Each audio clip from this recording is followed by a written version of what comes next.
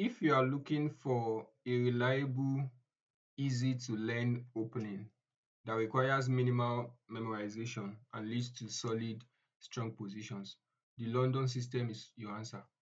It is used by Magnus Carlsen and many world-class players today. So we learn everything you need to know to get started in the London system. So the London system starts with three important moves that you need to know about. These three important moves are d4, knight f3, and bishop f4. d4, knight f3, and bishop f4. So these are the three important moves that white needs to know in order to use the London system. So what makes this London system special is the bishop on f4. You see this bishop that is going to come to f4. This bishop that is coming to f4 is very, very strong. When white develops the bishop very early and the bishop stays there, it's controlling a lot of position. It's eyeing a lot of places. Unlike the Rui Lopez opening or maybe the Italian game, the London bishop is not constantly threatened, and you cannot really force it to move. It is sitting quietly on f4, and then it develops comfortably and supports white's position. So you don't need to memorize like 20 moves or theory, right? You just need like a plan, and the plan is the same thing. Put your bishop on f4, put your pawns on d4 and e3, put your bishop on d3, and then castle kingside, and you attack. So let me show you what I'm trying to say. So the London system starts with d4. This is one of the things you need to do when you are using the London system, right? So it starts with d4, and after d4, black responds with d5, right? Trying to fight for, both of you are fighting for the center. So this is where the London system starts. The next move that you need to play, knight f3, right? After playing d4, this is to allow your bishop to come to f4, just like I mentioned. So after playing d4, knight d5, knight f3, and then knight f6 by black, and the next move is your bishop to f4. So this bishop to f4 is not easily challenged. So before black can challenge this bishop on f4, it has to play a move like this. So unlike the Italian, which is very, very easy to challenge, and the Rey Lopez as well, easy to attack. So the London system is very good when you want to use it as white. Then afterwards, after black responds with e6, you also respond by playing e3. This is another move you need to play, d4, e3. And the reason for e3 is your light square bishop needs to sit on d3, right? And afterwards, bishop to e7 for black, then you play your move d3, right? When you play d3 and then you castle next, let's continue. White castle, black castles, white castles, and then the next thing is for you to attack. So that is the London system. It is very simple, it is solid, and it is also very, very effective. So in this case, after you play after black plays bishop pawn to e6 and you respond by playing pawn to e3, this pawn is now supporting this d4 pawn as well. Then after white plays e7, bishop to e7, and then you play bishop to d3. So you see this d3 pawn is also very, very solid.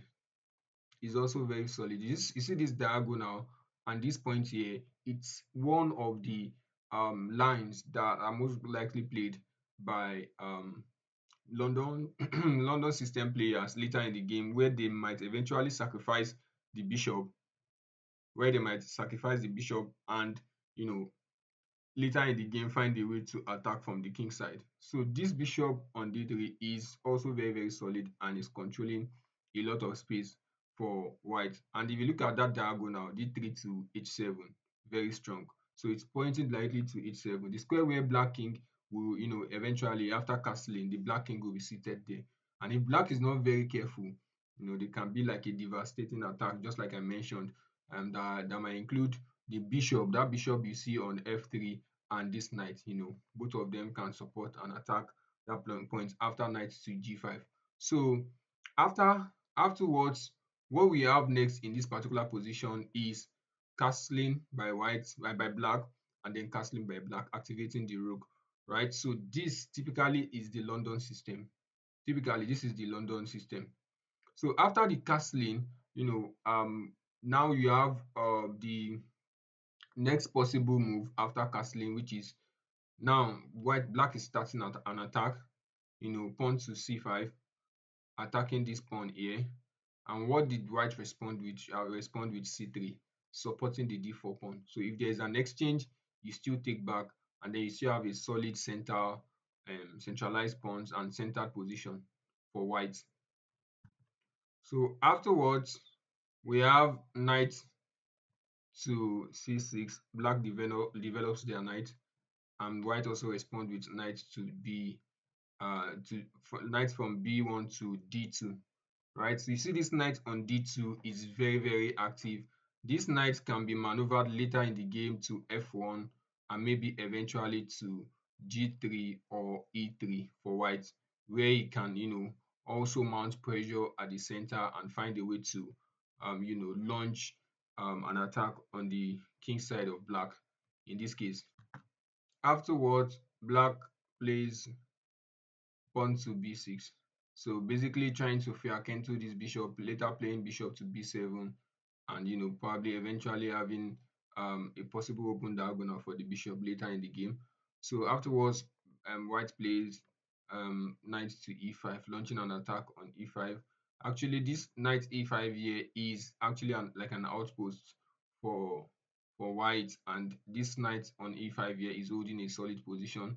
And later in the game, black can decide to place a move like knight f3 here to even support this knight, something like that, or even find a way to launch an attack later in the game too, with this kingside attack from the knight that we currently have on d2. So what exactly is white's attacking plan in the London system? So the step is like, I think it's about 3 different steps for the London system. So the first one is that you need to build up a setup, right? Your bishop that is on d3, right?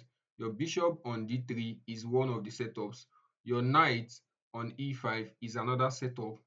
Then your knight that is on d2, your knight on d2, that will later you might later maneuver, right? Maneuver to f1, and then maybe to e3 or g2 is also another solid setup that you need to take note of. And then the second step is, if you look at the bishop on d3, there might potentially be a sacrifice on here, right? There might be a sacrifice. Maybe a move like knight e5 might not be necessary. Maybe you can play something like, maybe after possibly trying to exchange this knight away, you can play a move like bishop takes h7, sacrifice the bishop. Then after king takes, you play your knight here to g5 check, driving the king back, and then bringing your queen into the game and finding a way to checkmate on h7. So this is another possible sacrifice you can have. So if black king that is on g8, and then the pawn is on h7, white in most of the time, right? Whenever you look at the London system, most of the time white often sacrifice by taking the h7 pawn, and after king takes back, knight d5 check, then followed by a very powerful attack from the king most of the time. And lastly, the third step in this particular plan is to open the position by playing your pawn to f4 to f5 or g4 to g5 and attack from the king side. So yes, the London system is all about attacking from the king side. So after this knight move, a move like this might be possible: pawn to f3, f4, pushing it forward. then g3, g4 as well for the king side pawn, and then launching an attack from this side. So it is a little bit difficult, right, for black to respond to this attack on the king side. So it's a very good opening for beginners, because if you do not know the exact theory, the plan is always the same thing. So you don't need to know all of the theories. Like, you just need to know the basic positions that most of your pieces are to go. So when you know where your pieces are to go, you know what you are aiming for, and the position is solid enough that you will not get destroyed easily, at least in the opening. So even if your opponent tries to do some things unusual, your pieces are in a very solid position that are not easily prone to a lot of attacks, right? So most of the time, let's look at some responses that black can play. So sometimes you might find yourself as black playing against someone using the London system against you. So there are typical responses that black can play in order to respond to the king, to the London system rather. So if black plays a move like c5, just like we saw, so a move like c5. Again, you want to play this move c5 before bringing out your knight, because it is very important in challenging the center with the pawn on d4, right? So you push your pawn to c5 before bringing the knight to c6. So this pawn here, right, and then white responds by playing c3. You don't want to exchange by capturing the pawn on d4. Do not do that, right? When you capture, white is just basically going to take back, and then they are still in control of the center. So you just want to keep the momentum, you want to keep that tension there. Just leave the c5 pawn there, keeping pressure on the d4 pawn. If it is not taking, you don't take. You just leave the tension, hold the tension down there, right? So, and then another typical response is you play your bishop to f5. Play your bishop to f5. So you see this typical opening here, right? After bishop to f4. So you want to respond by also playing your bishop to f5. So this is like you mirroring what your opponent is doing, right? I'm basically saying responses that black can play to the London system. So when you play your bishop to f5, you are mirroring, you can see all of the pieces are almost the same thing. So you are mirroring what your opponent is doing, and then the bishop will probably be traded off eventually, and then but the white structure still remain the same even if the bishops are traded off. And then another move is you play g6.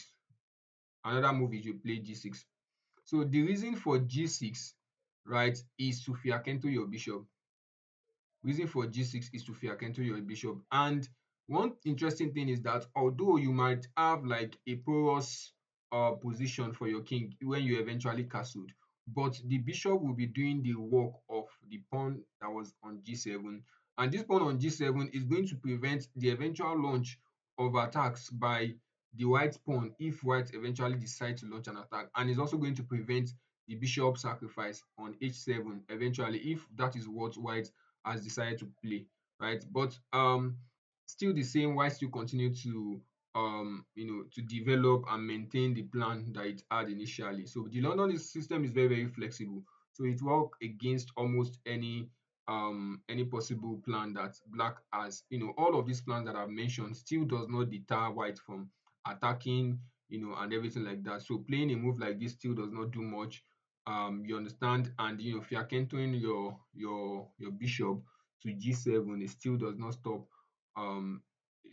stop what white has in plan, and then putting a tension by playing c5 does not still stop white from doing what he wants to do. So it works for almost any black setup. So the London system, in three sentences: develop your bishop to f4, right? So you want to develop your bishop to f4. I'm going to take it over again. Develop your bishop to f4. And secondly, you need to build with e3 and then bishop to d3. So eventually, when you play your after playing your d4 pawn, you want to play the second pawn to e3, defending the d4 pawn, and then your bishop will come to d3. Your bishop will come to d3. Right afterwards, you want to castle. Castle very early and then centralize your knight on e5. You want your knight to be on e5. After playing knight to f3, you play to e5, holding an outpost, right? Holding a very solid outpost. Then after that, you start an attack. You launch an attack towards the king side, especially on the h7 diagonal with your d3 pawn, with your d3 bishop, and launch king side attack, right? So the king side attack with your pawns, advancing your pawn to f3, f4, g3, g4, and before you know it, you have a solid attack on the knight that might probably come to f6. So this is opening that is perfect for beginners and young players because you spend less time memorizing a lot of um theories, and then you spend more time just playing the game, enjoying the game. So the plan is very, very clear. Follow it every game. Tomorrow we are going to look at one of the most important end games in chess, which is the king and rooks versus king end game. So king and rook versus king end game. A technique every player must master if you want to win your games. See you then.